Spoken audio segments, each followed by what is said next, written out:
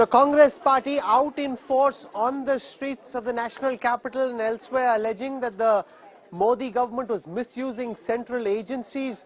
Joining us now on this broadcast, senior Congress leader from Rajasthan, Sachin Pilot. He was amongst those who were protesting. He was detained as well during this protest.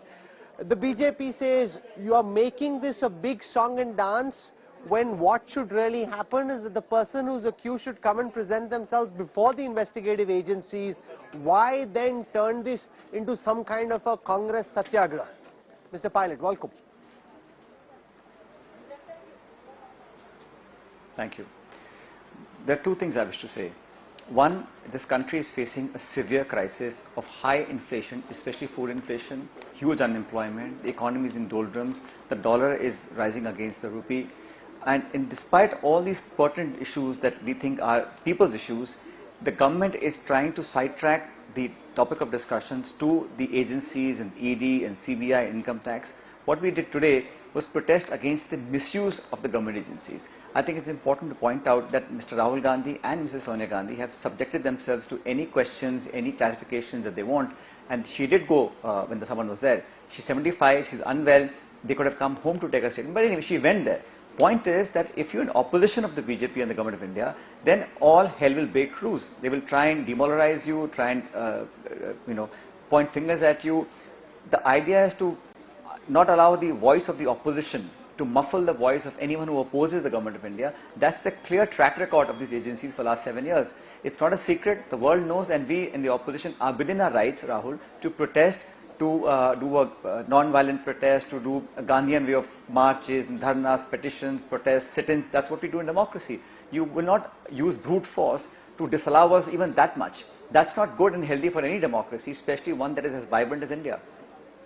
No, but one of the instances that the BJP cites is of Chief Minister Narendra Modi going and presenting himself before an SIT, sitting all day. They say we didn't turn it into a big tamasha. We didn't have people, which could have been done at that time, out on the streets protesting. We went and followed the due course of law, which is why they are calling this, Mr. Pilot, not a satyagraha, but a gunagraha.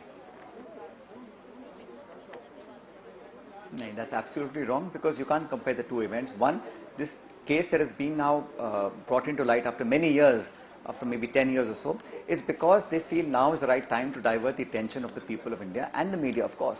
Because today people are asking questions. Look at the job losses, look at the chaos after the farm law bills were withdrawn, look at what this Agniveer is creating chaos in all over India. The economy is really in a bad shape and there is no sign of recovery. So when you don't answer the tough questions, you try and divert the attention on religious issues, on caste issues, then on attacking the opposition. So I think it's wrong to compare, and Mrs. Gandhi and Rahul Gandhi have never said no. They've always answered those questions. They've gone and presented themselves to the ED and any other questions that were asked of them.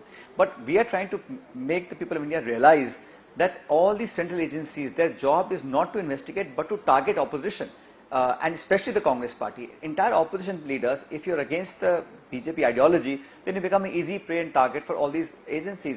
Anyone who supports the government is let off go. I mean, they go scot-free. So this track record is absolutely transparent to see that the misuse, the blatant misuse of these agencies is now out in the open, and we are against that, because in an institution like India, like a democratic setup, you can't undermine institutions, you can't politicize them, you can't misuse them to meet your political ends. And our demonstration today was just that. We were protesting outside our own party office, which had turned into a full cantonment, and then outside our own office, we were picked up and taken to a police station. We were kept the whole day there.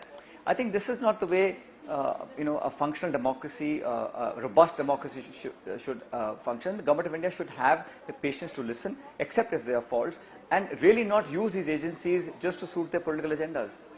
Rahul Gandhi and Sonia Gandhi both out on bail at this moment. That is the reality that the BJP keeps throwing in your face.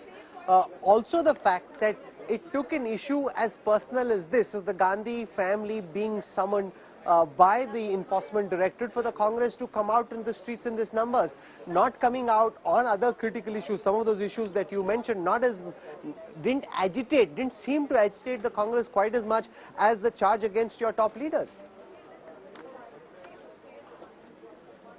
That's unfair, Rahul, because across the country, Congress party, whether we in government or in opposition, we have always taken up people's issues. There's not a single issue, farmers' issues, young people's issues, migrant issues, post-corona, the kind of healthcare breakdown that we had. Congress party was in the forefront.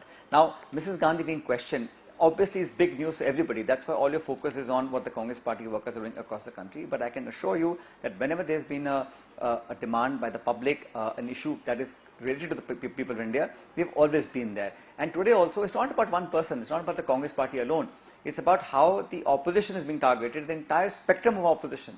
It's not a benign interference. It's a very harsh attacking and, to do character assassination, to point fingers, to defame, to demoralize.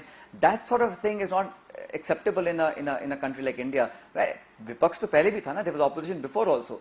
But the treatment that the government is giving to the opposition today, we've never seen this before. And I think it's important for us to raise our voice. Why can't we speak out? Why are we not being allowed to say what we want and protest in a way that's Gandhian, that's non-violent? That much we should be allowed to do. Okay, we'll leave it there for the time being. Mr. Sachin Pilot, for joining us on this broadcast. Thank you very much.